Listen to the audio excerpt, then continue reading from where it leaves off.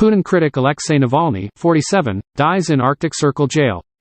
Russia's most significant opposition leader for the past decade, Alexei Navalny, has died in an Arctic Circle jail, the prison service said.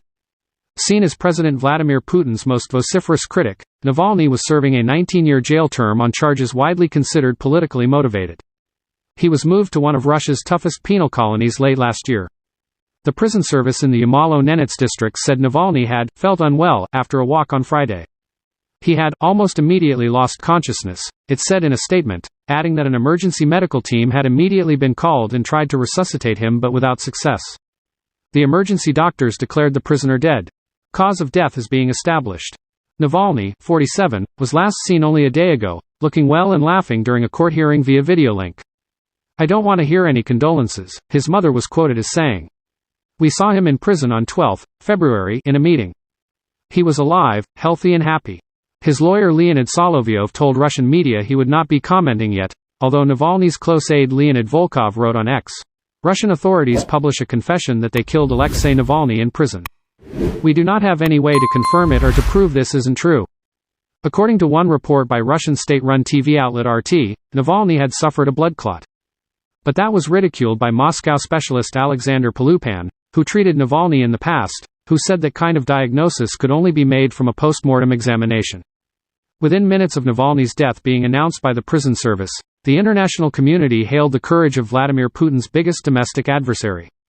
France said he had paid with his life for resisting Russian oppression, while Norway's foreign minister said Russian authorities bore a great responsibility for his death. U.S. Secretary of State Antony Blinken, in Munich for a security conference, said if the reports were accurate, his death in a Russian prison and the fixation and fear of one man only underscores the weakness and rot at the heart of the system that Putin has built, adding that Russia is responsible for this.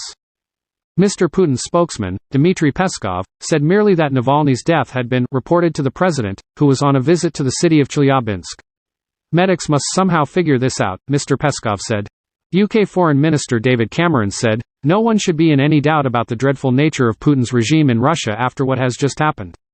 Most of the Russian president's critics have fled Russia, but Alexei Navalny returned in January 2021, after months of medical treatment. In August 2020 he was poisoned at the end of a trip to Siberia with a Novichok nerve agent. His team succeeded in flying him out to Germany for specialist treatment, and on his return to Moscow he was immediately taken into custody. He had been accompanied on the flight from Germany by his wife Yulia Navalnaya, embracing her at passport control before being led away. He would never leave jail again in the next 37 months. His last Instagram post to his wife 2 days ago said there were thousands of kilometers between them, but I feel that you are near every second. He leaves 2 children, Dasha, who is studying in the US, and Zakhar, who is still at school. Navalny, who was 47, had long sought to challenge Vladimir Putin at the ballot box, but he was barred from running in the 2018 presidential election. Next month, Russia's leader will stand unchallenged by any meaningful opposition. Anti-war candidate Boris Nadezhdin was banned from standing in the election because of supposed irregularities found in the thousands of signatures submitted in support of his candidacy. Navalny, whose opposition began in the form of an anti-corruption campaign, is the latest in a string of prominent Russian figures who have died while challenging Vladimir Putin's rule. Opposition leader Boris Nemtsov was shot dead on a Moscow bridge a stone's throw from the Kremlin in 2015, and Wagner boss Yevgeny Prigozhin was killed in August 2023 in an unexplained plane crash weeks after leading his mercenaries in an armed mutiny. Yet Navalny repeatedly laughed off his friends' concerns for his health. He was moved from a penal colony east of Moscow in December and was not seen for weeks until he reappeared in a penal colony in the Arctic town of Karp. Navalny said he had been taken on a 20-day trip around Russia, telling reporters during a court appearance by video that his conditions were much better than in his previous penal colony in Vladimir. However, he was repeatedly punished by his prisons with solitary confinement.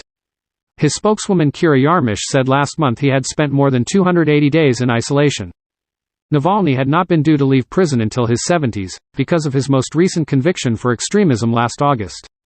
It was his 3rd jail sentence, and supporters accused the Kremlin of trying to silence him for good. Russian human rights activist and journalist Eva Merkachova said on Friday that he had been placed in solitary confinement at least 27 times, saying it could not but play a role in his death. In such extreme conditions, doctors knew that such punishment was very harmful to the human body. So under the law no one could be given more than 15 days in isolation, she said.